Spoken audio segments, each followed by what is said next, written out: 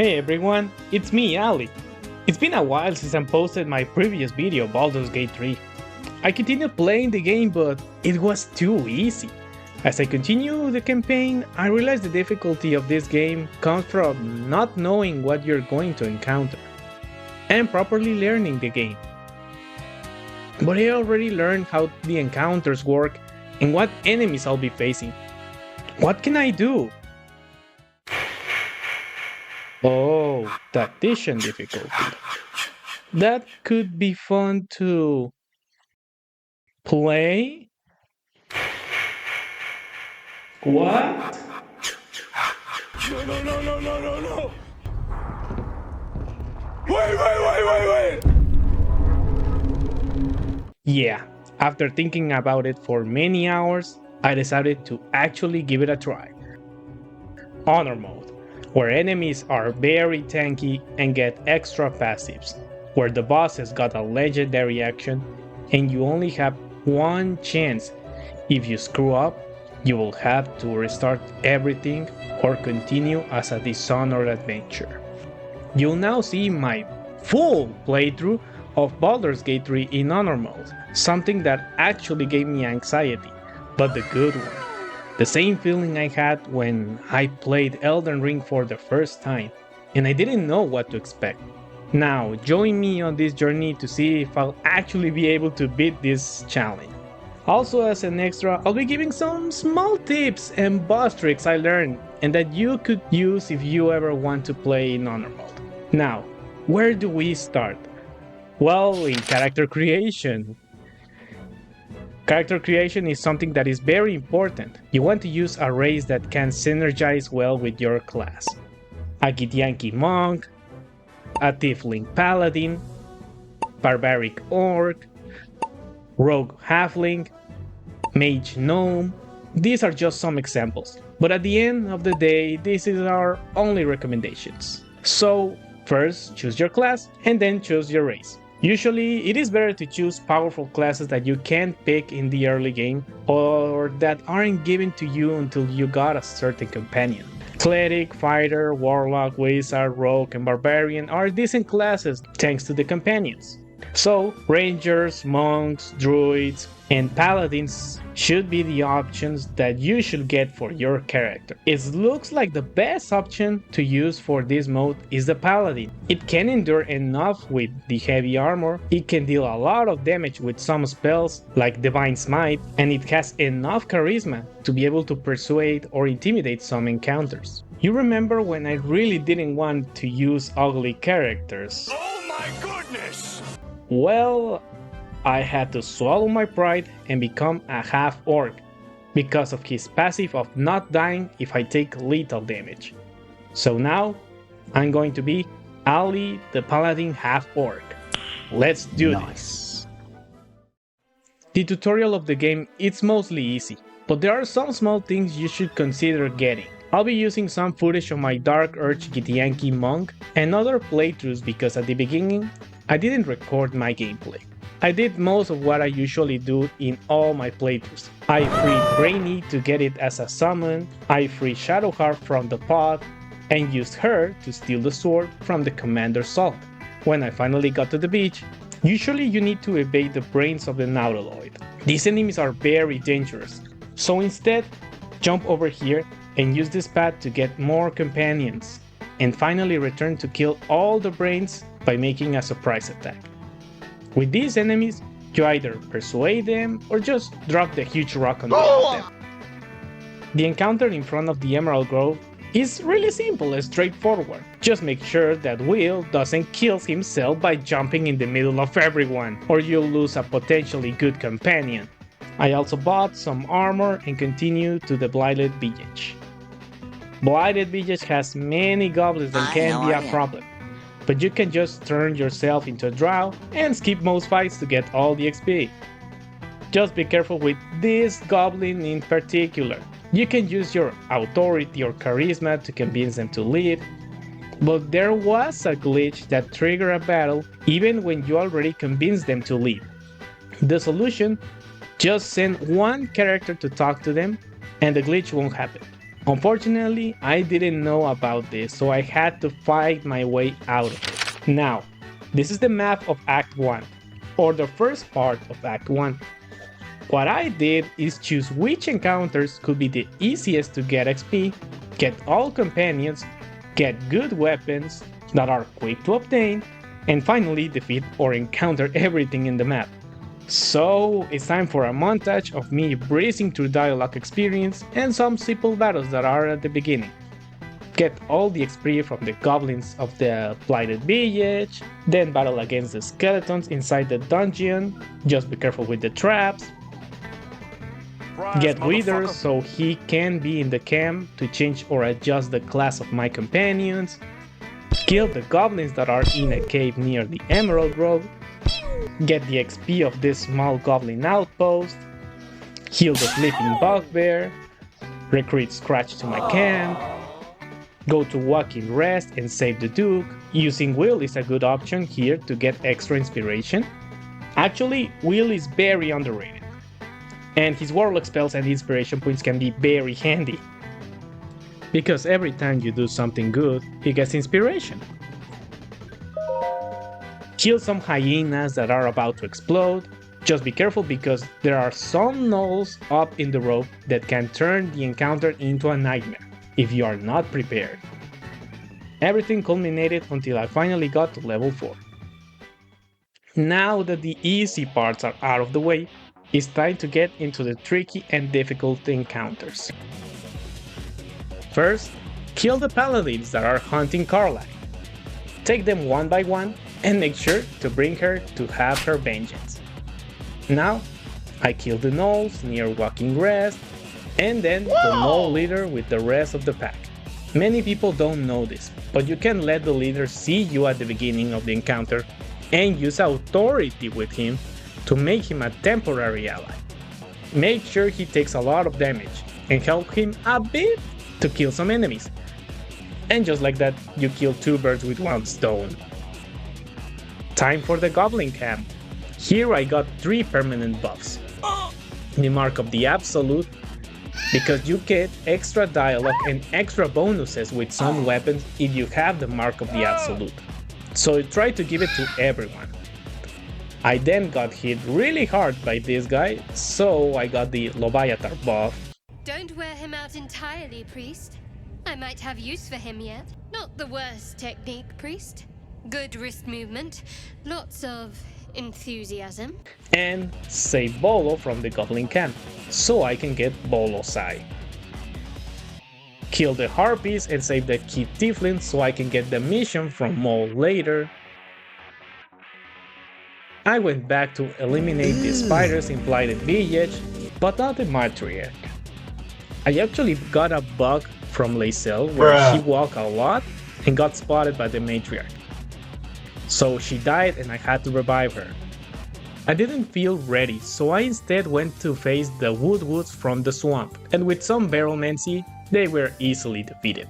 Barrelmancy is the use of many explosive barrels in strategic points to deal a ton of damage in an instant. I now confront Kaga and the druids. I was able to convince her to not be an enemy, so the battle was really easy. Right now we all have the Mark of the Absolute, so we can kill Priest God. We even killed her bodyguard. I really wanted to get level 5 and kill the Matriarch to get my huge power spike. You'll soon see what I mean. A bit out of options, I decided to take the high risk of talking to the Githyanki.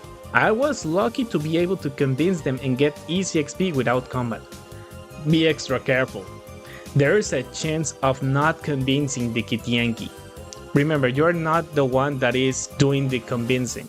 The one that is doing the deception check is Lae'zel. She is the one that needs a good charisma. But I did and got level 5. Well, I decided to fuck it and finally face the Matriarch at level 4. I was being dumb because there are many goblins in the Goblin Camp I could easily kill for the extra XP I needed. Either way, I was very patient to destroy all the spider eggs and the rest of the spiders. It took me too much time until it was only a 4 versus 1. Still, I was able to surprise attack it and able to make it fall prone, so many of my fighters could hit it directly. Finally, I was level 5. And it's not the extra attack, the huge power spike. What? It was to finally get the Dark Amethyst to be able to read this dangerous book. By turning me into a wizard with a lot of wisdom and used Shadowheart to help me, I passed all saving throws and finally got one of the best companions in the game. Shop.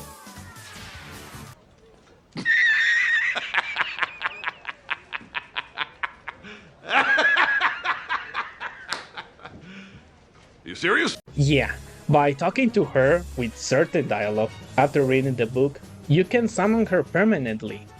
But why is she so strong? She barely has health and her damage is quite small. But she has this ability, invisibility, and she can use it unlimited times. Now, if you attack an enemy while being invisible, it will get surprised. So it will always skip one turn. And by having characters with good initiative, you can hit your enemies 2 times before they can do anything about it. That's more than enough to destroy many encounters in Act 1 and Act 2 and even in Act 3. I finally went and killed the Owlbear, which, in hindsight, I should have killed the Owlbears much earlier, but I didn't know how difficult it was going to be in Honor Mode. And it was much easier than I thought. It's even easier when you have 2 more allies to be the meat shields. With all that down, I finally had my level 5.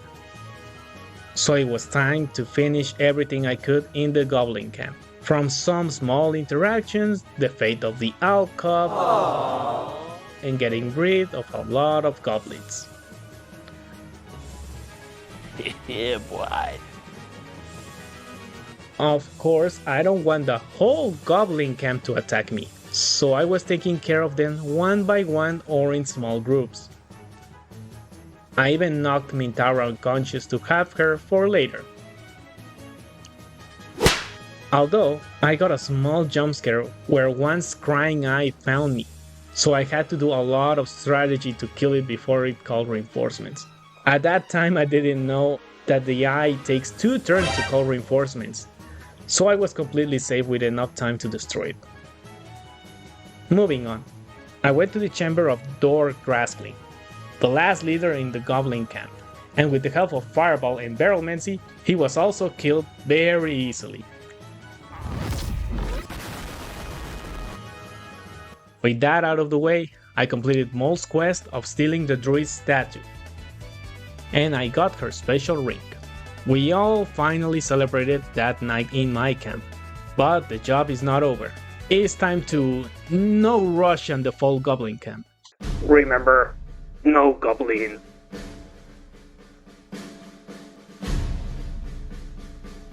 So now that I have level 5 and my huge power spike, I finally felt a little confident to go to the Underdark.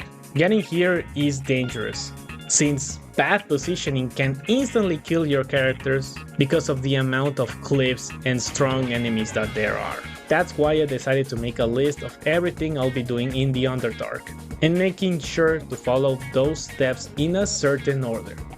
Let me tell you the steps I took, and let's do it fast because the list has a lot of steps. I killed lead by using Barrelmancy. It was quite easy, as it always comes out in certain places that you can anticipate. Then, go and talk to the invisible Duergar, so it's now visible and I can surprise attack him later. Get Glut and kill the hook horrors around the waypoint. This unlocks the fast travel and I collect many important items. One part of the Eye Staff, the material of the special weapon, and the flower that nullifies magic. We kill all the Duergars with the help of Sunlight, Blood, and the hook horrors. I accept Blood's quest so he stays in the party, replace the hook horror with a Minotaur, use the Minotaur to destroy the statues near the spectator, Did you know that the spectator won't show off if it's a pet or a summon, the one that is attacking the statues? Finally face the spectator and use the Minotaur to take the aggro. Once the spectator is dead, collect items and go to the Arcane Tower. We destroy the turrets, read books, and power the Arcane Tower with the Susur Bloom. Bring all the flowers to the top of the Arcane Tower and face Bernard. Use the flowers to deactivate the constructs so he can carry the constructs to the side and shove them to their doom. Once Bernard is alone, you can engage him or try to also throw him out of the tower. Since it's now a 4 versus 1, winning is much easier. Now that I got all the important items I wanted from the Underdark, I finally go back to Blighted Village to forge the Masterwork weapon. Oh, and halfway through the Underdark, Lae'zel confesses to me? To taste you. Perhaps one night soon, I will come to your bunk and take what is mine. Until that night comes, I shall keep enjoying your scent.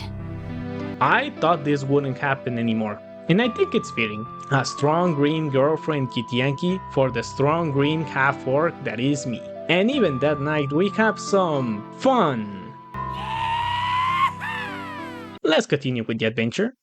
I went back to the Myconid colony to get buffed with the Bliss Spores, then get to the boat to travel to the Greenforge. I skipped the fight of the Dwyer guards by just talking to them, and finally arrived at the Greenforge.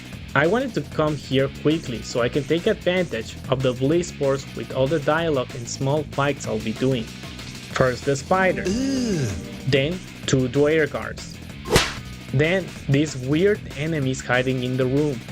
All of this was prepped for the fight of the hag Auntie Ethel. I really wanted to get her reward, so I prepared the characters I was bringing to the battle, which was Astarion as a Beastmaster, Lae'zel as a monk, and Karlach as a fighter. My strategy was to have as many characters and moves to get rid of all the clones, and use the Masterwork weapon to silence her so she won't be able to cast spells. These worked better than I expected, but it also caused me to fail to get what I wanted. Turns out if she is silent, she won't talk to you to stop the fight, and she might get bugged. I didn't want to risk too much, so I ended up killing her.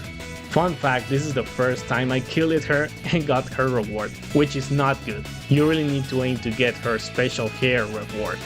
Either way, I went back to the Greenforge and convinced some Dwergars to get on my side in the fight against Nier. Just get rid of another of his Eye of the Absolute. I also have these weird animals, and they help me. I also got 2 powerful explosives from this girl. These are going to be very important in the future. We called Omelum to do his small quest to get some experience and a new ability, and finally free Nier to be able to kill him. The fight is much easier when you have so many Dwergars as allies, and you don't have to fight everyone around you. Once everything was done, I went back to the Myconic colony to kill the leader and make Glut the boss. But this broke my code, so now I was a node breaker, temporarily. Oh, and something we got a plan from early in the game is to be a good friend of Shadowheart, or be in a romance with her. I kept doing more quests and give Shark a mushroom to remember her past. This gave me more trust from her. Everything is going according to plan. I stopped a fight between Lae'zel and Shadowheart, and finally recovered my oath. I won't do this again, it costs 1,000 coins to recover it. By the way, this might be a good moment to explain these 3 guys right here. They are Fuzz, Lightheart, and Chilai. Fuzz is a wizard designed to give me some buffs to my characters, and to make potions and elixirs. Lightheart is a cleric designed to heal and protect us with spells from the camp. And finally, Chilai is my wildcard, and is going to be changing class depending on the situation. Time to face the final enemies in the Greenforge, these magma Mephites that always surprise you, so be ready with Karlach to be the meat shield, since she has resistance to fire. Then we arrive at the Demantine Forge. a place that we cannot escape because of the armors you can get from it. So this is it, finally the hardest boss in Act 1, the Grim. A boss that has 450 health, is invulnerable if it's not superheated, and his only weakness is bludgeoning damage.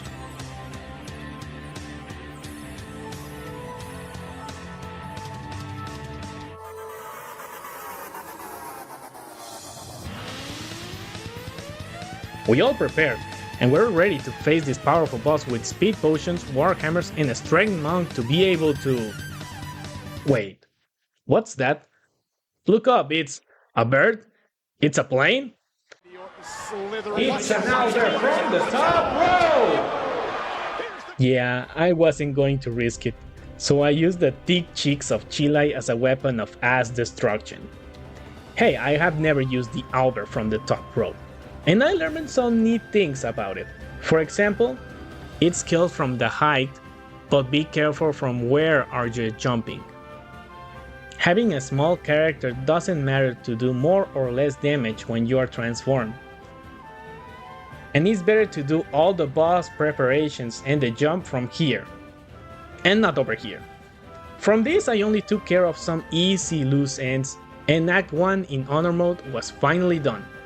Time to continue to Act 2, where some of the biggest and toughest mandatory battles await.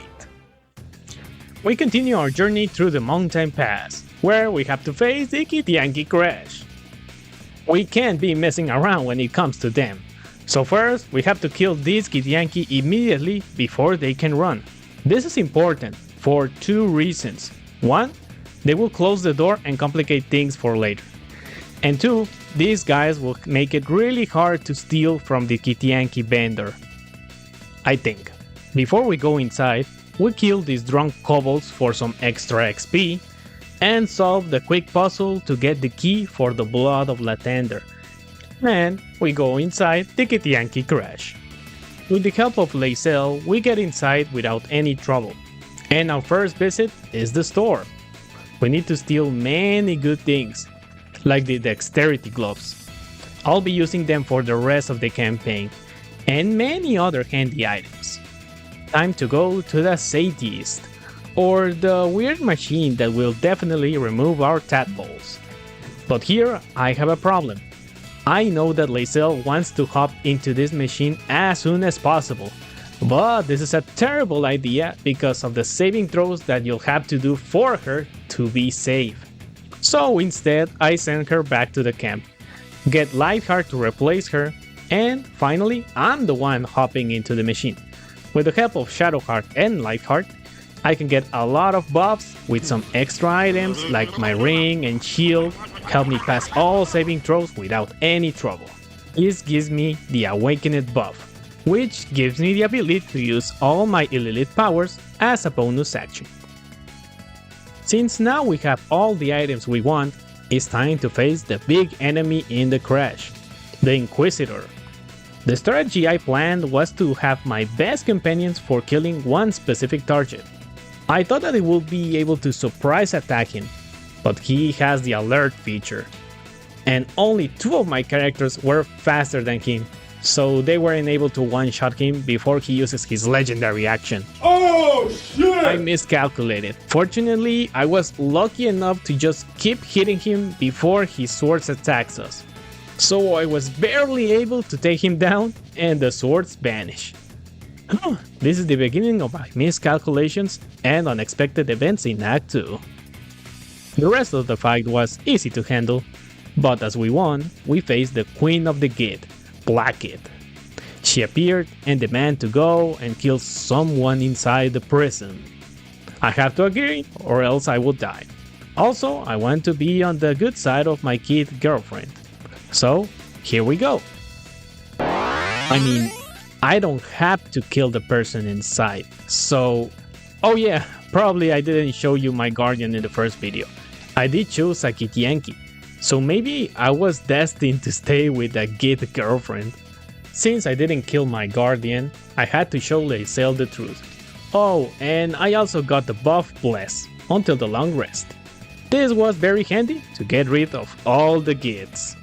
I didn't record it, but it wasn't that difficult actually, especially if you use ranged and magic attacks. Once I'm done with them, I go and get the Blood of Latender. You can just put the key before or after you activate the big trap weapon. This weapon is very important in Act 2. So now you'll see me using this weapon for the rest of Act 2. Before we can get out from the mountain pass, we face some Dead Shepherd, which can be tricky if you don't have radiant attacks. But since I'm a paladin and have Shadowheart with me, it was an easy fight. Finally, we are stepping into Act 2. So by going this way, I encounter Elminster. Thanks to him, Gale's Nether Orb is sealed, and he can now turn into a nuke for the end of this Honor playthrough. Now we only need to get to Act 3. Oh, and by the way, Lae'zel fell in love with the Githyanki egg we stole from the crash. An unhatched Githyanki egg should be the burden of a Vash, and yet I'm drawn to the warmth of it. The child of Gith grows within. Keep it close. Well, I guess she is now Mommy Lae'zel. Let's continue. We finally walk into the Shadowlands. And first things first, we have to get protection from it. So as we get into the Shadowlands, we encounter these Harpers and help them with the shadows. This is the moment of Shadowheart to shine. She can cast Guiding Bolt, which is a powerful spell against the shadows, but most importantly, the spell that will help a lot in Act 2, Daylight.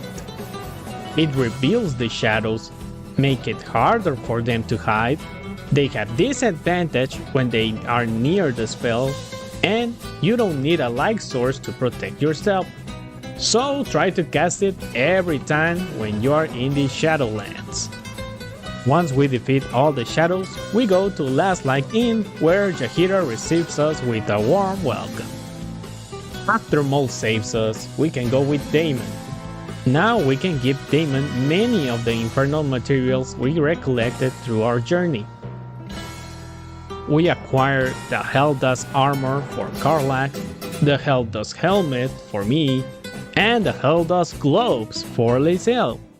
These surely are going to be helpful and not cause problems in the future. That being said, we now go to see Isobel, the one that is protecting the Last Light Inn. So we get protection from the Shadow Curse. Of course, this triggers a very tough fight against Flaming Fist Marcus. The problem of this fight is that you'll lose if Isobel gets captured, and she's really bad at keeping herself alive. Fortunately, I prepared with Shadowheart. She gave her protection and started to heal her immediately when she took damage. A small tip is to link her with a cleric so she takes only half the damage she should, and using Sanctuary will be very helpful too. But I completely forgot about it and started the fight with fewer spell slots.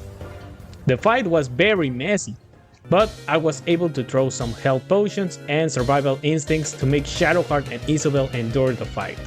I was dumb, but not too dumb. So I just kept healing her and we managed to clutch this one. With all that down, it was time to face the big spider, with the help of some Harpers. The spider is called Kar'niss, and it needs to die right now, or else we'll have to kill him in the roof when you face Ketheric Thorn. And Ketheric is already a big enough problem. Fortunately, he isn't a big problem when you have some mid-shields, some extra allies. So, he went down without problems. We finally get the Moon Lantern, free the Pixie, and get protection from the Shadow Curse. Time for a good long rest. But before that, Mizora visits our camp to give new orders to Wyll. We accept, but with the condition of freeing Wyll. We now go to the Last Light Inn to get rid of some strange and tricky creatures, the Minlock. We have to be extra careful. These things can paralyze you indefinitely, if many of them starts attack you at the same time. But with the help of Shard, Daylight, and Astarion, we sweep them.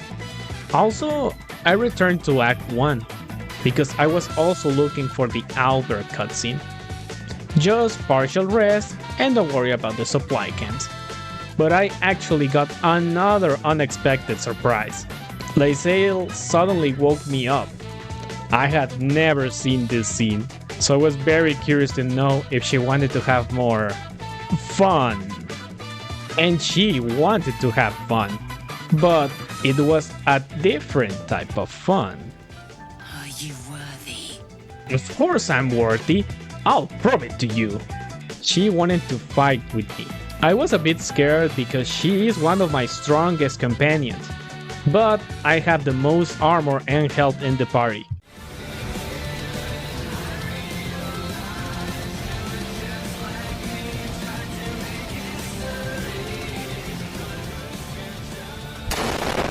So, with some good smacks, she went down, and she loved it. Oh, and I had the visit of the Owl Cub. So, mission accomplished. Time to return to Act 2 and go through the Shadow Curse. This was a big mistake. We teleported, and I learned that you immediately lose the protection of the pixie. So, I was in the middle of the Shadow Curse and about to die if I didn't get out of there. I was a bit lucky that the characters that I had in my party also had Misty Step, so most of them were able to get out of it without trouble. Most of them because I had to kill Astarion to get him out of the Shadow Curse. Lesson learned, don't teleport back to Act 2 in the middle of the Shadow Curse. Time to do a long rest to recover my... Oh, Lae'zel again? Yep, she really was being more open with her feelings. Interesting. Soon, I would know you again. Not to claw you, but to caress you. Not to be burned in your heat, but to be bathed in your warmth. Truthfully, it took more courage to ask for a soft touch than it would to meet the gaze of the Ninefold Dragon. Well, we finally arrived at Moonrise Towers. We enter without any problem, and we encounter Mintaura. She gets taken to the jail to be killed. We have to rescue her, but first I want to get a potion that only Astarion can obtain. With a bit of convincing, we make Astarion drink the blood of this vile woman, and we get a very powerful potion for us. It was time to now save Mintaura. Their captors are easy to defeat, but they had one last trick on their sleeve. They cast Confusion. This made my powerful Lae'zel to punch Mintaura 2 times, leaving her almost dead. So once we were rescuing her and ended the dialogue, she suddenly just dies. What? Why? Later I realized that the gloves of Lae'zel can inflict bleeding from a non-weapon attack. Mission failed. We'll get them next time. Oh fuck, it hurts to see it again. Well, we have to continue. Moonrise Towers is a special place, because we can kill many of the enemies one by one or in small groups, so we don't have to deal with them in the big battle at the main hall. I didn't know that we could convince Sorel to kill her bodyguard. Less work for me. Let's get out of Moonrise Towers and face all the bosses that are in the Shadow Curse. We only need one of the strongest weapons in Act 2, our Charisma. Except this one. The Sobal Thorn. With him we need Performance, Sleight of Hand, Constitution, and Persuasion. So, a Paladin is good for that. I already have good Charisma and a good Constitution. Just make sure to also have Shadowheart for extra stats and your 4 inspiration points, because we really don't want to fight him. The next one is Malus Storm. Thanks to some items, we have a lot of persuasion, so we easily convince him that her sisters need practice, and they need to use him as a vessel. So, he is dead now. Again, I guess. Finally, the last boss in the Shadow Curse, Geringolded Thorn. She is the easiest from them. You can either pay 5,000 gold or persuade her to pay you all her money. So that's 3 out of 6 bosses in this part of Act 2. We go to sleep and Gil wants to talk to me? Please, no homo, you're handsome, but I'm a straight guy. It feels so good to know you'll be playing with me. No homo. Yes. No homo indeed. Nah, it was more of a talk about how he feels and that he doesn't want to die. Unfortunately, my guy, we need you as our kamikaze in the final battle. Time to kill many enemies in Moonrise Towers, but in very small groups. Did you know that you can kill everyone before the big battle at the end of Act 2? And doing this is much easier than you think. You can either carry some enemies far from the others and kill them one by one, or immediately face a small group and kill them. We also help this Gnoll to kill this woman, and then we convince him to be our ally. We go upstairs and push these guys out of the tower. Then we have to kill this Scrying Eye, which is more tough than you think if you don't have thunder damage. And finally, time to kill the toughest and most annoying enemy in Moonrise Towers, Disciple Z'rell. She nullifies spells, uses Warlock spells, and the elite power Black Hole. Those can be a huge problem in the final fight, so we have to kill her now. Now, what if I told you that she was my easiest kill in Moonrise Towers? What if I told you that neither me nor my companions attack her? Heck, we didn't even touch her. Would you believe that Shovel, a summon with 17 HP and can barely deal 6 damage, can 1v1 Z'rell on her own? Well, check this out. Yep, I'm not kidding. For some reason, if Shovel is invisible and hits Z'rell, she doesn't care. Why? I have no idea. I guess because she isn't an enemy and she's neutral to us? So Shovel can turn invisible again and keep hitting her without repercussions until she finally is dead. I guess I discovered a glitch in Baldur's Gate 3 all on my own. Remember, we're in Honor mode, and this was recorded in patch 6, so maybe this has been fixed already, but for now, I'll kill her without any trouble at all. Let's continue. Time to go to the jails in the basement of Moonrise Towers. If you want an easier fight, remember to first get rid of these stupid eyes. Throwing them into a cliff is the best way to kill them. You can keep throwing enemies into the chasm. Then we deal with the Warden. Obviously, Shovel and Astarion being the MVPs by just killing her in one single turn. We then rescue Wolverine and the Tieflings from the dungeon. A very easy task.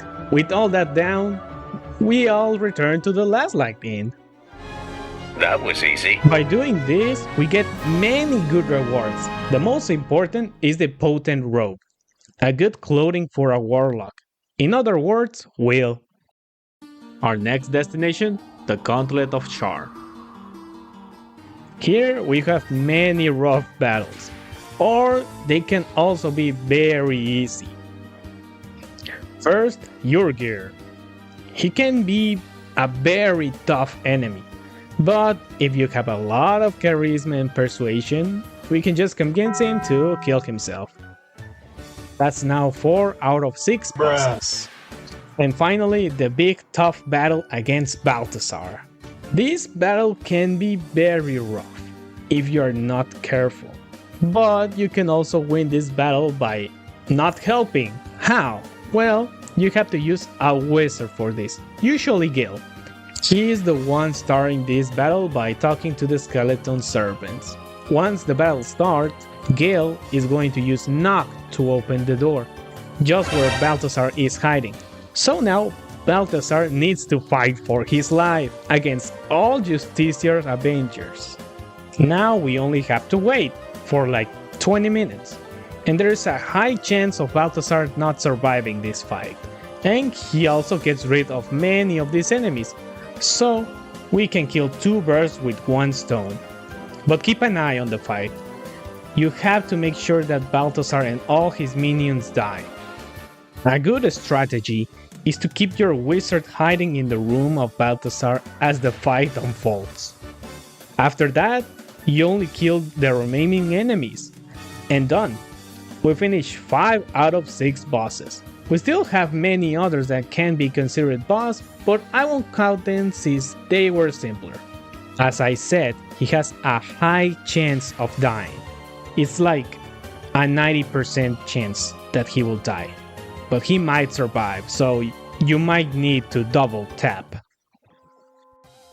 Time for another long rest and fight the last rough boss. The Shadow Curse Shambling Mound. That is a long name. Just Shadow Tree for short. If you get too close, this thing can restrain you, cover you with digestive juices, and then follow it with Devour. And that can one-shot your character. I thought Astarion would be great against him, but he's immune to piercing damage, so arrows are useless.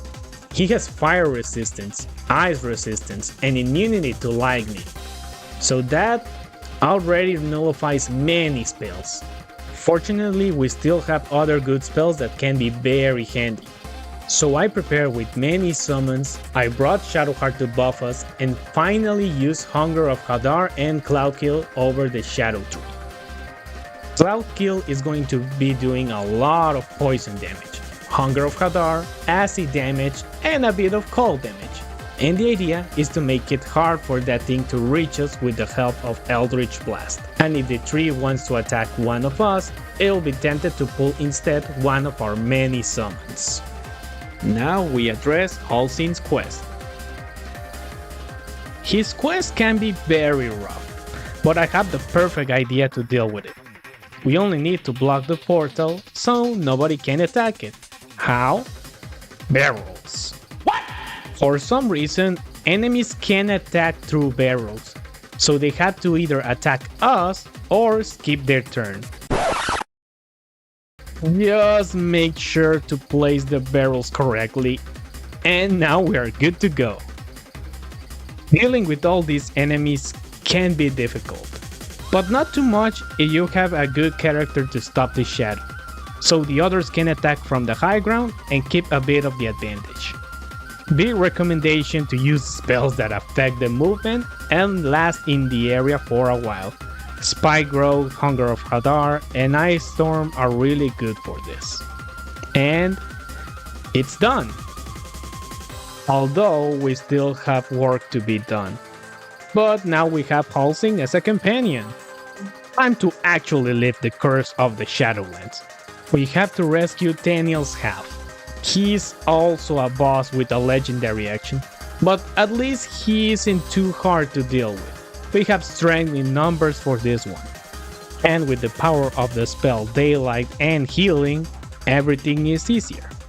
We then talk nice with Shadow Spirit of the Land. That's a weird and long name. And we are done again. Daniel is awake, and he wants vengeance? Ketheric Thorm must die.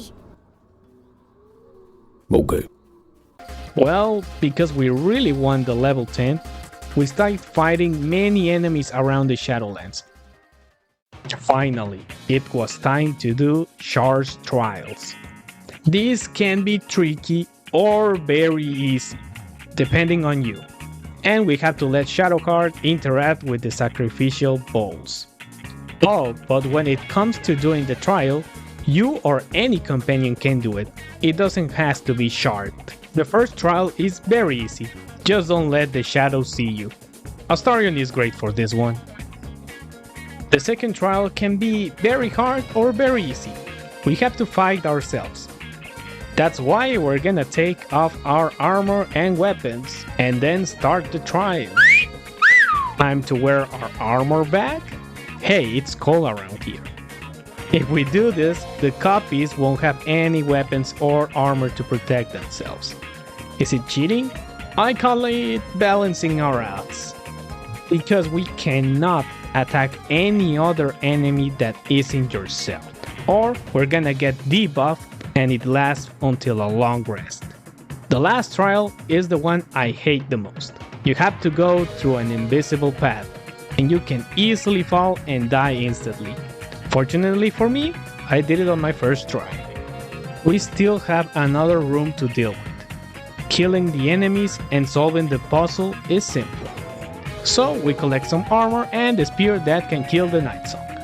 We go and face the Githyanki that are near the road to Baldur's Gate. Fortunately, they can be surprised. So we were able to kill the leader before she could do anything about it. He got a new legendary action in patch 6. I don't know what it does. Her legendary action didn't help her at all, and the other Githyankis were easy to deal with. We continue our journey to reach level 10. We were really close, so we killed some fish people, more Shadow Curse enemies, and also the rest of Moonrise Towers. We really have to clean house. We killed all the enemies we could, and we were really close to get level 10. So I knew I was going to get leveled up before the final boss of Act 2. So it's time to finish this. We finally opened the door to the Night Song, and we delve into the waters of the Shar Temple. Now, I was 90% sure that if you have a good relationship with Shadowheart, then she will make the correct choice. In my other playthroughs, I had to convince her, so in this one, I let her do what she wanted.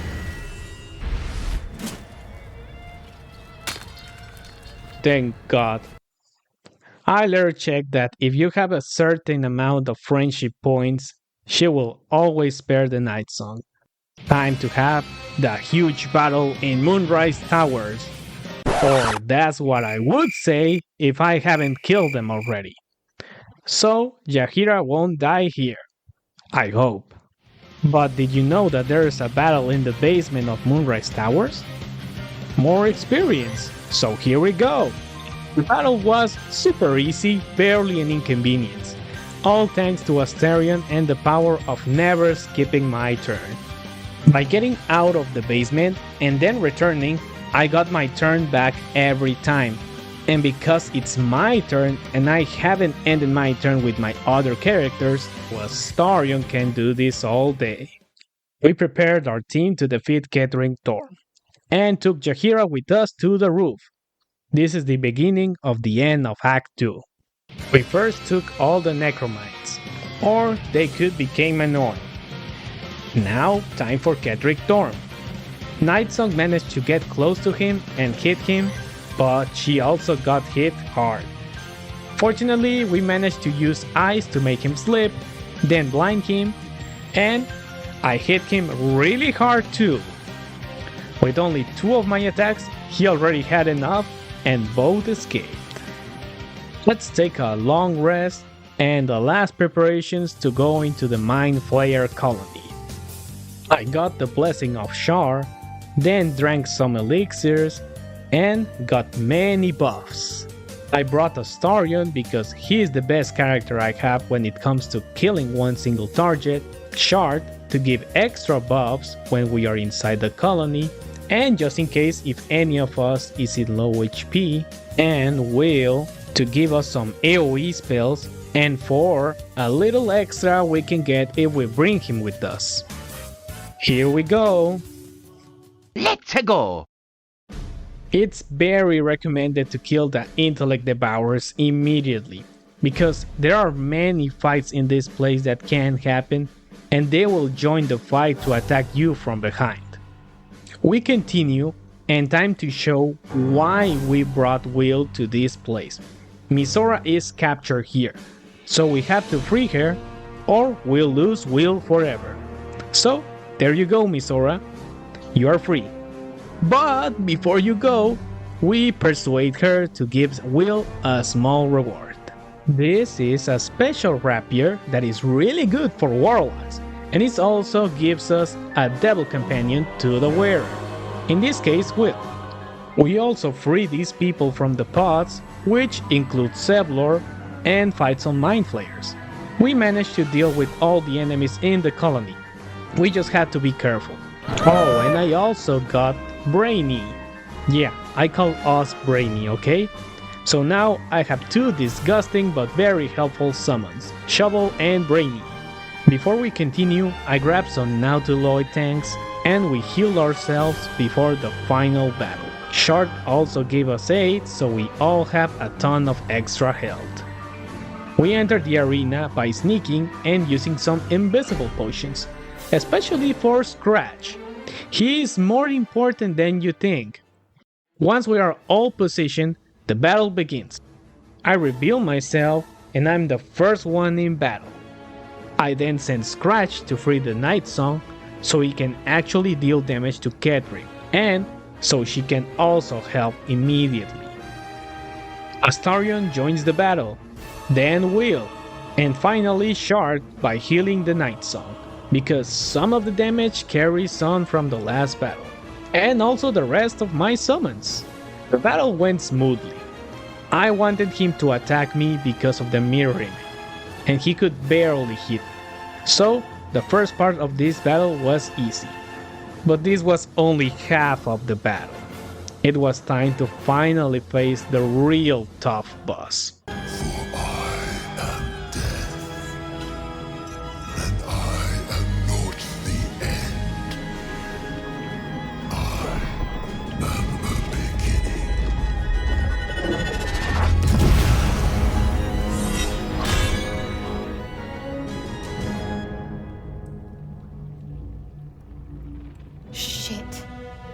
That's exactly what I was thinking, Shard.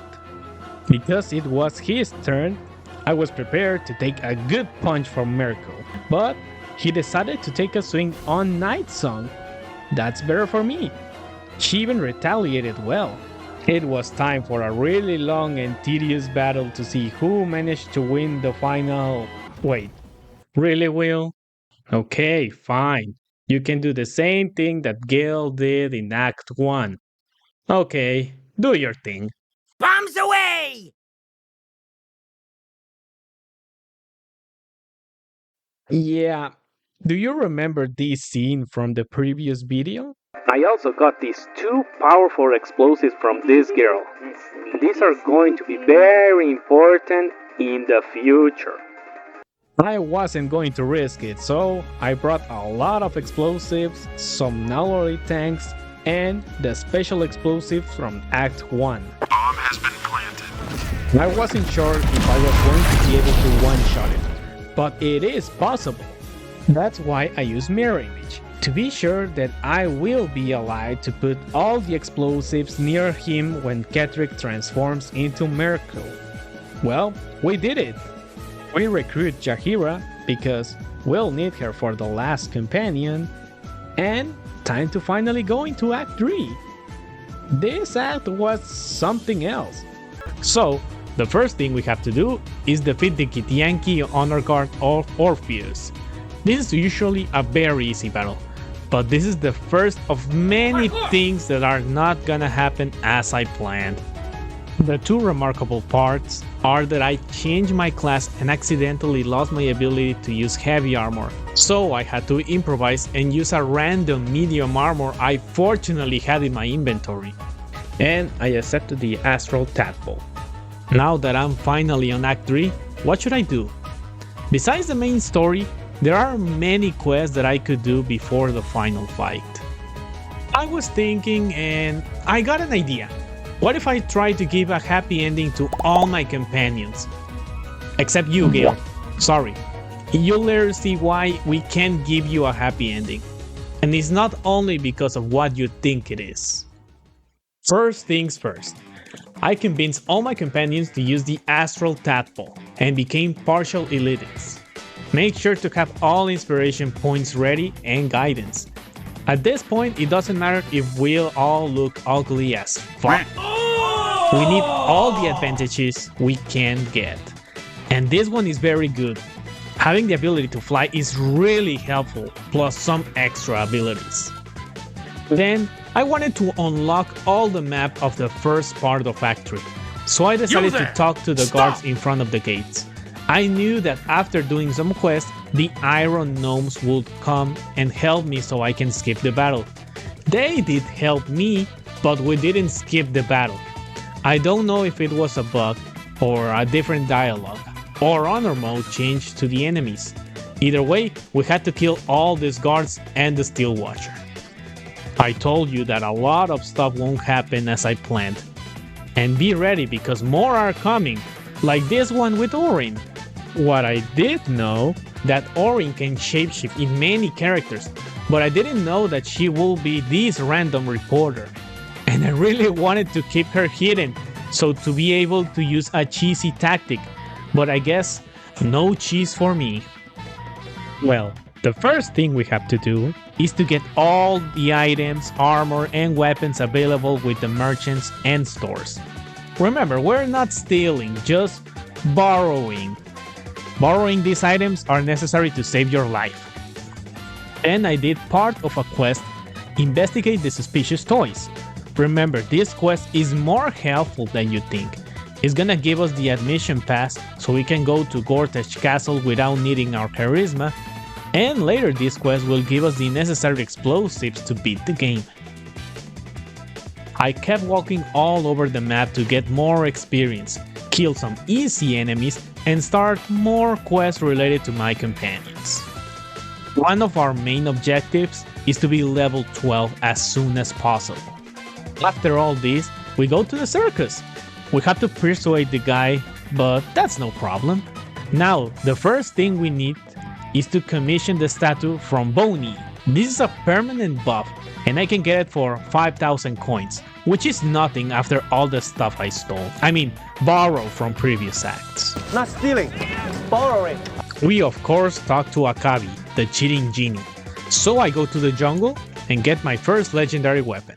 Although, I try to beat all the cult Alioramus, or the dinos for short, which got more scarier than expected. I had all my summons, but one was bugged at camp and the other got destroyed immediately. And when I realized that all of them had pounds, I decided to retreat. Get the legendary weapon, then take it slow and kill all of them one by one. Slowly but surely. Time for Dribbles, the doppelganger clown.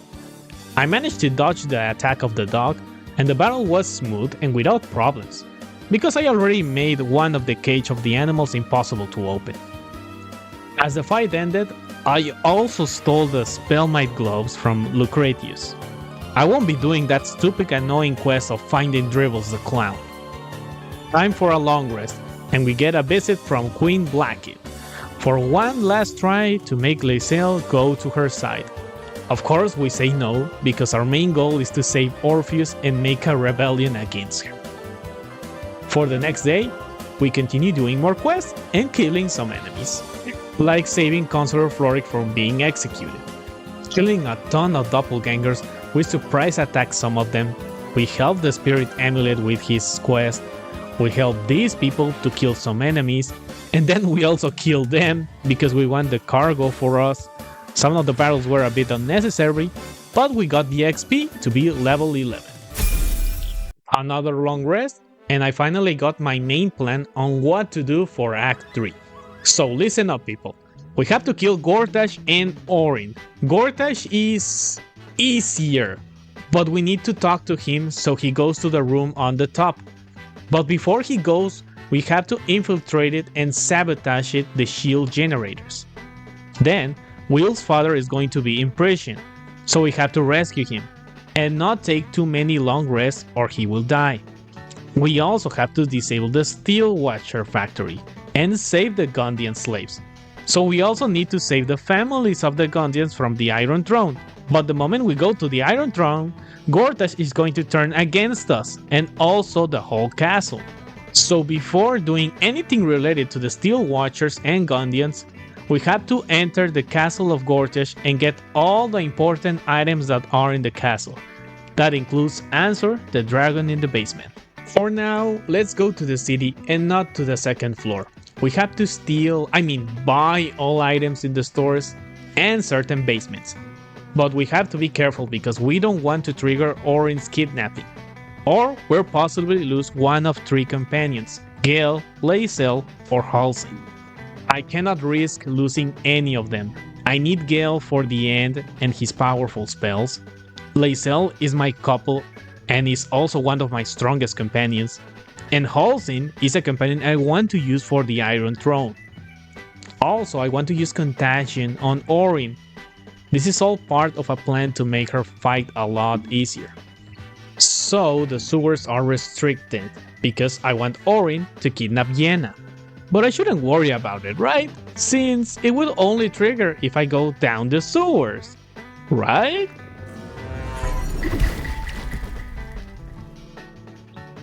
Once she is kidnapped, I can finally explore the sewers with freedom. But I won't worry right now. The plan is continue doing easy quests to get more experience and get to level 12. Once I'm level 12, I can finally trigger Orin and Gortash quests. We keep stealing some goods, we fight an angry Deva for stealing the goods, and our next stop is the Arcane Tower, a place with a lot of great items for any magic users. So go talk to Aileen so she help us face Lord Rakan. He can be a bit tricky with all his elementals and his reaction elemental retort. But having the Night Song, Roland, and many summons at my side make this an 11 versus 7. Having so many allies, it's going to become a recurring theme in Act 3. Either way, we focus on all the elementals, and once he's alone, he's a very easy target. After this, we explore the Arcane's Tower basement to grab more powerful items and fight Yafu, a strong genie trapped in a lamp. We continue to the bank, where there are also a ton of items and gold we can borrow to save Baldur's Gate. We only need a character with really good dexterity and sleight of hand to open all the vaults so we get rich. Astarion, do your thing. We go deeper into the bank, find Minx and the fake Jaheira. We have to face all the enemies in the bank. This battle can be rough because many enemies can turn invisible and have unstoppable charge, but at least they weren't a big deal for me, especially because we still have many allies. Either way, the main reason to come is to open all the high security vaults, because they have good items, and the chief of the bank doesn't care anymore. What do you think you're... Cool. What bloody difference does it make? Time for a long rest, and Halsin is feeling weird? He was about to strike Scratch, and if he did something to my doggy, I'll immediately destroy him without mercy. He was having problems with the corruption of the city? What's going on? Oh, it's Orin. Oh shit. Well, the bad news is Halsin got kidnapped. The good news is it was Halsin and not my other more important companions. Orin already ruined some of my plans. I had to cheese her battle. At least we still have plan B. Let's continue to the next day and try to speedrun ourselves to get level 12. One easy fight is rescuing Bolo. The only important mention is that we also collected all the smoke powder barrels. Always have as many as you can. We then kill some Sahuagin? Or fish monsters to be more understandable. And we move to one of the most important buildings for an honor mode run, the Feligor Fireworks. The ending for the quest, investigate the suspicious toys. Why is it so important?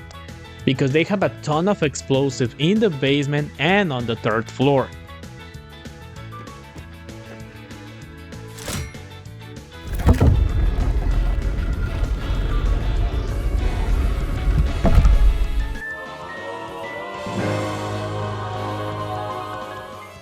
Be very careful with the traps. And since we kill everyone in the building, we finally achieved level 12. Finally, I can continue the whole plan of Orin and Gortash. First of all, kill Ansor. He can be very scary because of the amount of HP he has, the elementals at his side, and his legendary actions and resistances. We can always use Battlemancy, but I was 90% sure I was capable of winning without cheese. As you could see, in only one single turn, we got him to half health.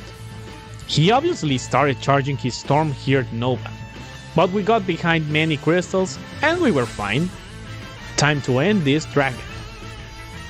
This gave me the Baldurian Giant Slayer, one of the best legendary weapons in the game, and my main weapon for the rest of Act 3.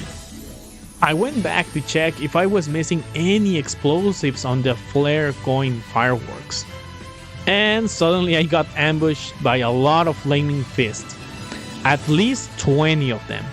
Why? I guess they saw me teleport from the criminal scene? Well, I only had two options. One, sacrifice some of my summons and companions, but we all have a good chance of escaping. Or, stay on my ground and fight all of them, even when I'm at a disadvantage and this could escalate in a war situation. The best option was obvious, so I ignored it and fucked all of them as a man, or more like a half-orc. It was a very difficult and rough fight. I just got out of the fight of Ansur and changed Lae'zel for Jaheira. Even when she had many decent spells, I didn't have spells to heal. I made her to be more of a disruptor than a healer. Meanwhile, the Flaming Fist had many healers. I did have a good amount of AoE spells, but my spells were very limited. At the end, I was able to clutch this up by losing my summons and using many potions.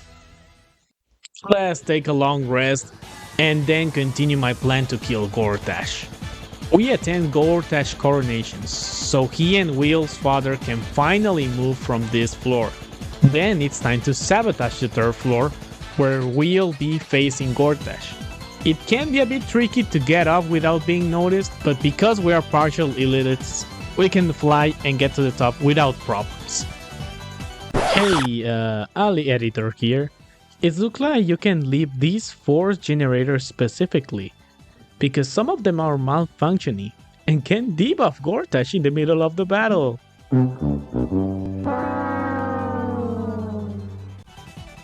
I wanted to get all the items that the Emperor had in his hideout, so it was time to face the Githyanki that were watching the entrance. We used Shovel to surprise them. They might be strong, have legendary resistance, and have unstoppable charges, but this little thing is still handy in Act 3 against strong and dangerous enemies. From here, I also wanted to continue the quest, investigate the murders, so I surprised Dolor and killed him in the first turn, and even finished the quest a lot earlier than I should. I didn't know you could do this, but I'll take it. Time to finally start the quest, disable the Steel Watch factory, and save the Gondians. So I went directly into the factory and started kicking ass. The Steel Watchers in Tactician and Honor mode are now more resistant to magic, so that can be a small problem for later. I long rest, and it's the moment to free Will from his Warlock pact. Misora doesn't want to sever the pact, but we already know where Will's father is, and I want to give all my companions a happy ending. So Will is free. Now we only need to save his father. I went to sleep and had a jump scare from the Emperor. No thanks. I'm not sleeping with the Emperor. Again. Can I come? You can ride with me anytime. No homo. Yes, I was just about to say, no homo. And I don't want to talk about it, okay? But what I do want to talk about is Lae'zel waking me up. Again. Okay. I didn't know about this scene either. Lae'zel was actually being really open with me. She was truly in love with me. Video games really appeal to the male fantasy. I couldn't wait to escape this place. Now, I revel in it. I revel in you.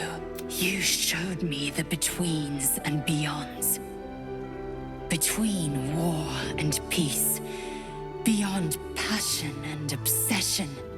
Whatever comes next, I want you near. When all this is over, will you stay with me? For good? Jacques Von Findu, source of my joy.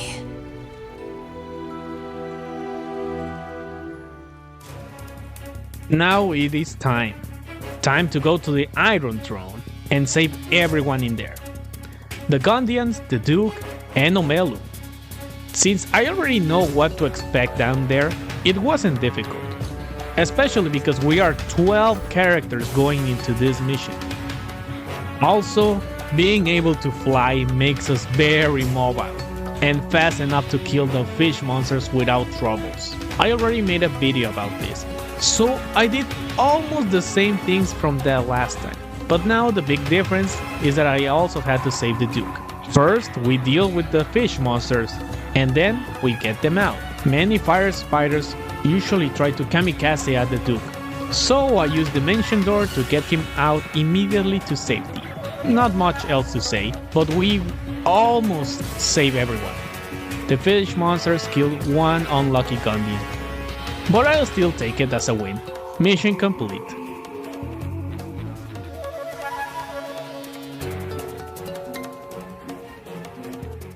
With all that down, we are going to destroy the Steel Watch factory. The first and second encounters weren't difficult, unless you really want to save the Gondians as best as you can. I did my best, but also didn't overcomplicate myself. The big boss at the end is the one that is very hard. The Hellfire Steel Watcher Titan. That's a very upgraded Steel Watcher, especially in the defense because we're in honor mode. That's why I used a bit of Peril Nancy. I took a fourth of his health. Not a lot, but enough for now.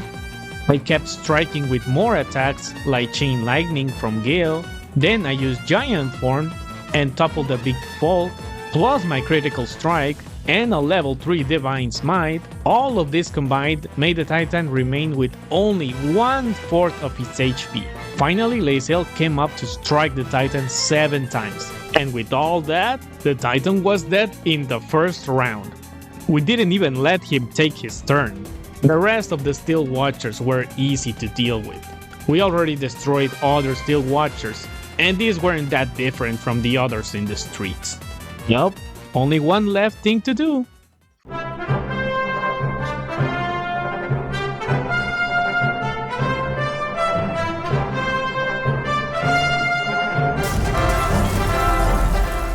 And we did it without using the Rune Powder Bomb. This one we're going to use it later. I had plans for it. Without further ado, it's time to kill Gortash. We had to be careful because the whole castle is now hostile. But we can fly again to get to the room where Gortash is hiding. Unfortunately, I didn't record the whole battle, but in summary, we waited outside of the room where he is, so he doesn't get all the shields and buffs from the artifacts that are still functioning. Once he turns into the second phase, someone has to take the tyrannical curse. This curse is going to strike you really hard after 2 turns, so I tried to kill him as fast as I could. Fortunately, I still had some Divine Smites. Astarion as an assassin and many other strong summons made him an easy fight that didn't even hit us. Oh, and I was able to remove the curse just in time, or this could have happened to me. The curse remains even when Gortash is dead. And Karlach was kinda satisfied. That's one quest of a companion done. Thanks for listening. For existing. Love you. We long rest, and suddenly I got interrupted again. What's going on now? Oh, the brothers and sisters of Astarion. We beat them quite easily, but now I know who is the next one we're going to go and kill. Getting to the castle of Cazador is easy, and dealing with many of his monsters isn't a huge deal either. But fighting Cazador can be very dangerous. He can easily shove any of us out of the arena and insta-kill us. But I also know that he is weak to sunlight, so casting Daylight is very helpful against him. I used all of my Divine Smites, Lae'zel hit him 7 times, and Gale finished him with a Chain Lightning.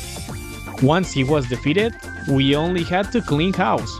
Defeating the remaining monsters was very easy. Now it was the moment to make a choice. Astarion finishes the ritual and becomes an Ascended Vampire, or releases the other vampire spawn to be free? We choose to let them free. Honestly, Astarion doesn't need that power, but you can still enjoy killing Cazador on your own. Astarion is satisfied. Another companion happy.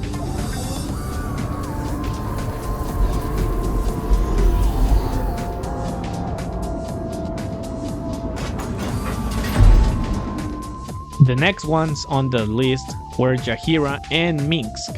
We went to the sewers to rescue Minsk from the fake Jaheira. Nothing important here. Just know that we managed to save him and his miniature giant space hamster Boo. So now we have 2 more happy companions. Hey, fun fact, did you know that the Duke of Ravengard is a fan of goblins? Here, check this clip without context.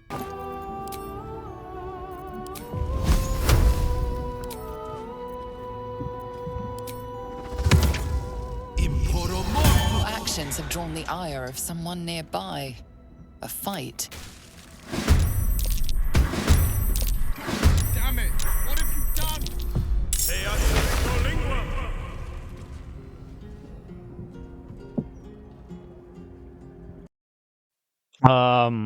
What the actual fuck just happened? What I was doing is preparing Will to go to our next battle. I took out 1 goblin corpse from my chest camp because I accumulate some corpses only if I need them for the future to create undead summons. I used the corpse of a goblin, and for some reason, this is a crime. And of all people, the father of Will is the one that saw it. So now he is hostile. But because he is outnumbered, he runs from the camp, and because Will isn't happy about it, he also leaves the party permanently. Wow. So, only this time, I'm going to close my game from the task manager and repeat 1 hour of gameplay. Whis, can you do the honors?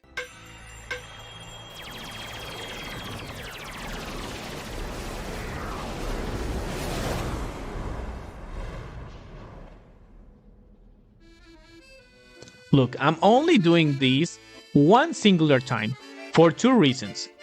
1, this was bullshit, and I didn't know this could happen, so it's not my fault how these weird interactions work.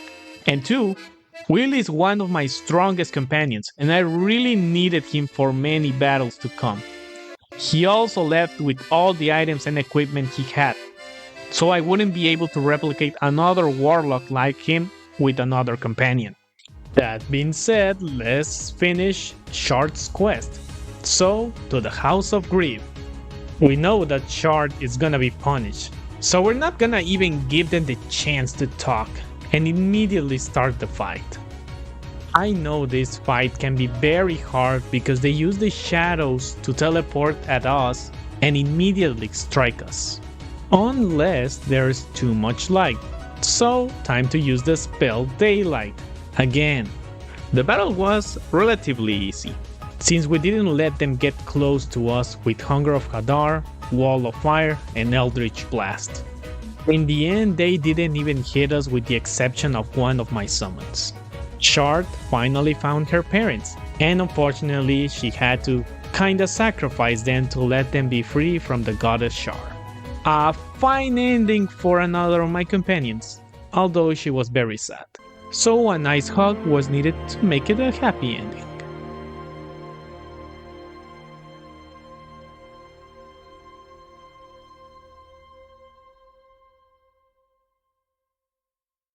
Okay.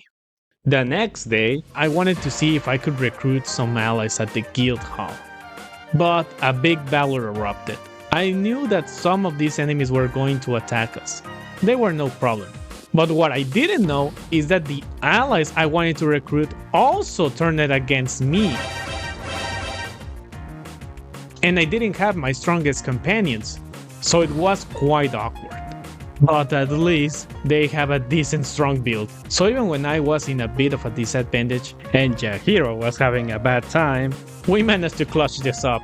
Again, are there going to be more awkward or unexpected battles? After all that mess, it was time to finally address Orin. So I went to face Sarabok, an enemy that can be very difficult, and I don't have good strategies against him. So Battlemancy did the job really well.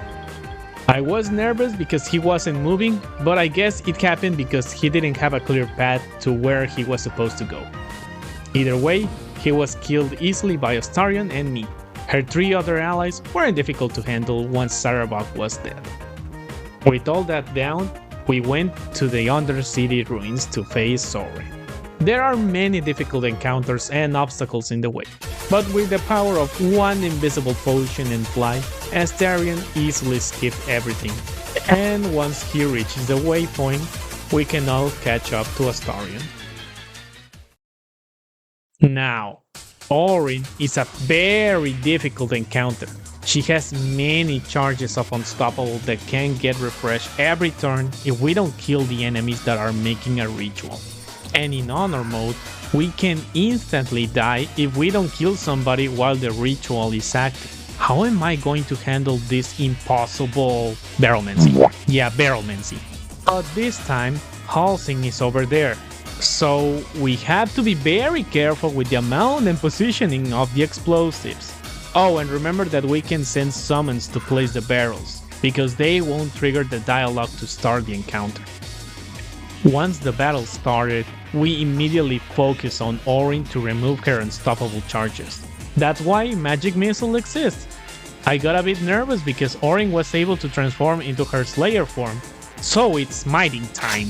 I made her prone thanks to the ability of my sword, so the battle was super easy, barely an inconvenience.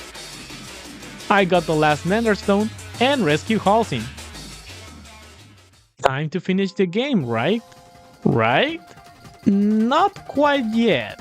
I want to rescue Orpheus because my dear Lae'zel wants him to be free, so we can all rebel against Blackie. But to be able to do that, we need the Orphic Hammer, which is inside the House of Hope. In other words, I will have to beat the hardest boss in the game, Raphael.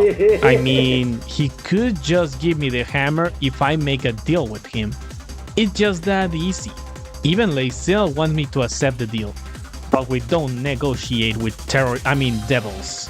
We are doing it the hard way, and actually going to the House of Hope. Lae'zel gets a bit mad, but also admires me for it. I'm annoyed by it, and I admire you for it. We must speak with Voss, then we find our way to Raphael's House of Hope. Either way, it's time to go to arguably the most dangerous place in Act 3 and even in the whole game. Getting in isn't difficult, but getting out with all the loot, that's the challenge. First, we have to face the devil that looks really similar to Raphael. In all my previous encounters, he has been easy, but this time he used the perfect spell counter against me. Confusion. Oh, shit! Suddenly many of my allies were against me. I was getting flashbacks when Lae'zel killed Minthara. This could end my run if they don't return to normal, and the devil is still concentrating on the spell. Fortunately, Astarion, Gale and I managed to clutch this one. Either way, we stole the hammer and we went straight to rescue Hope. Many enemies here are very dangerous, but if we take them by surprise, one by one, and from another angle, it can be very easy. Now that Hope is free and will help us heal, it is time to face Raphael, the most dangerous enemy in the game. But I was smart enough to carry a ton of explosives and rune power bombs, and I placed them before the battle began. And it was a big mistake. I am too smart. I am too smart. I am too smart. This happened on the first turn.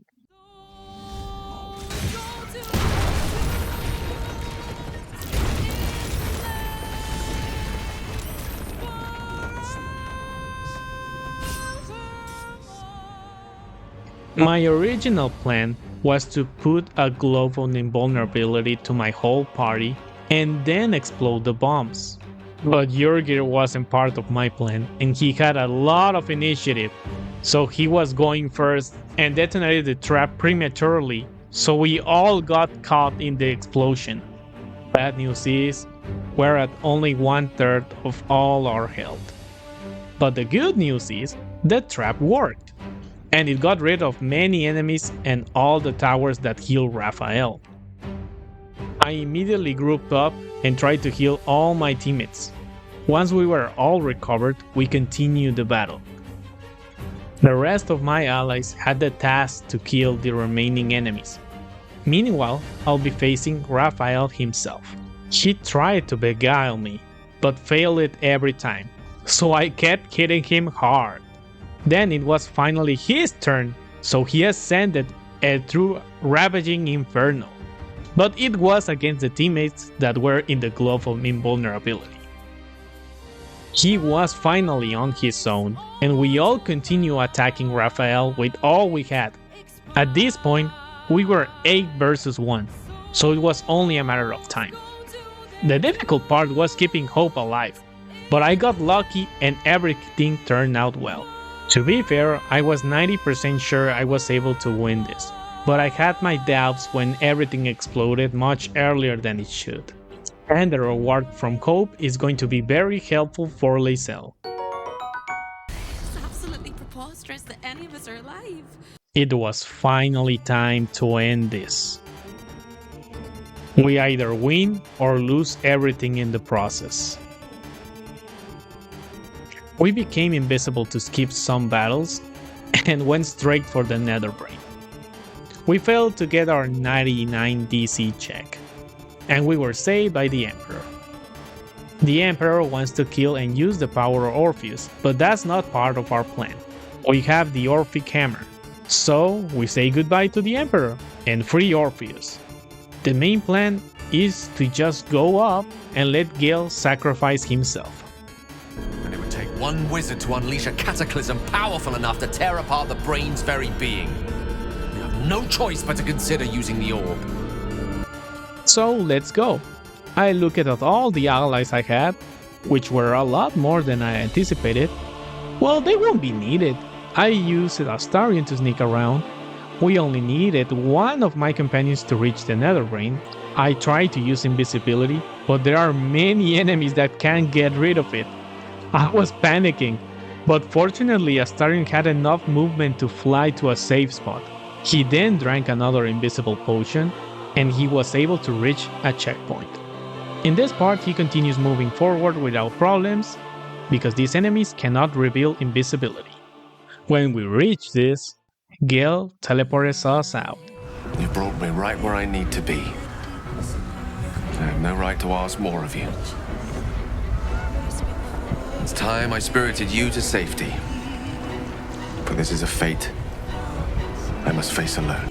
And made the honorable thing to sacrifice himself.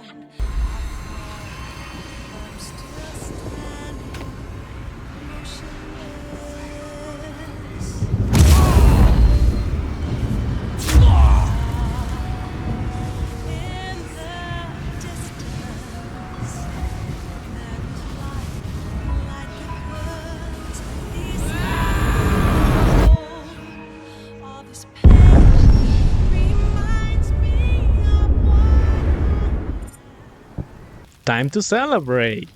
Except Gale, because he is, well, dead. Soon I realized that there was a magic projection of Gale. It's very, Oh. very important. Oh no. Well met. I am a magical projection of Gale of Waterdeep. And if you see this manifestation, That means I have prematurely perished, as I am here precisely to assist in cushioning that heaviest of blows.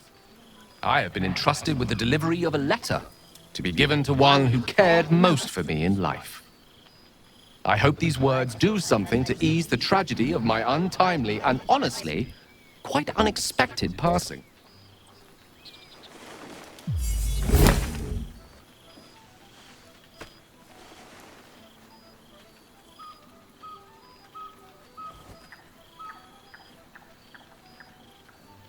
With that, I'm afraid my spell is waning. Is there anything else you need of me before I blink out of existence?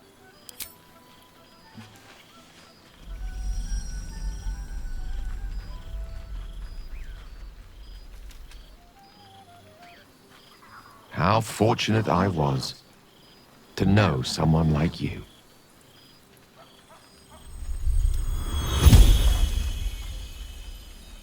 Oh, man. He left me a letter? Oh my god. Fine, okay. I guess we're not going to sacrifice you.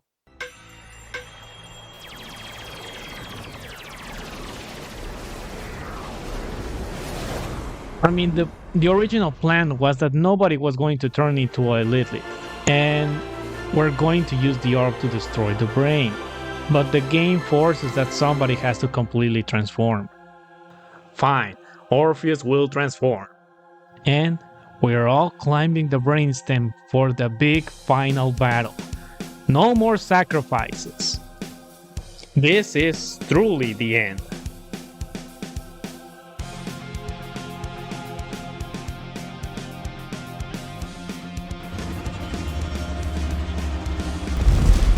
And of course, the Emperor comes to show us that he can make 4 allies that are our weaknesses. But that won't matter much, because we have the power of friendship. A bit cheesy, but it is true. I literally called everyone I could to help us in the battle. At one point we had 13 allies at my command, and many others were roaming around taking care of the tentacles, the Dream Guardians, and the Red Dragon. The brain was clearly outnumbered. After killing so many enemies in only 2 turns, Orpheus started to channel Karsus' compulsion to finally face the Nether Brain directly. We got inside and it was time to attack with all we got, but I got nervous with the waves it caused to disturb everyone, so I panicked and recurred to plan B of Battlemancy. Lae'zel placed all the explosives, and with one final fire arrow, the brain was defeated. I could become a big overlord to rule them all, but nah, that's too much work. Let's only be heroes and destroy the Nether Brain for good. Then Orpheus told me to end his life, but as I said, no more sacrifices, so I convinced him to keep living. And finally, Lae'zel called for Orpheus dragons, Kuros and Kulos, so we can both ride our dragons into the sunset.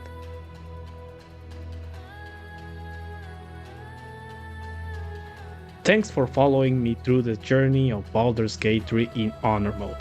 I even got 2 more achievements, the Tactician difficulty achievement and Leave No One Behind, which I was 95% sure I wouldn't get. This was a very fun experience with a good dose of sexy anxiety. Will I do more videos of Baldur's Gate 3? Maybe. We'll see what happens. Thanks so much for watching, and I'll see you next time.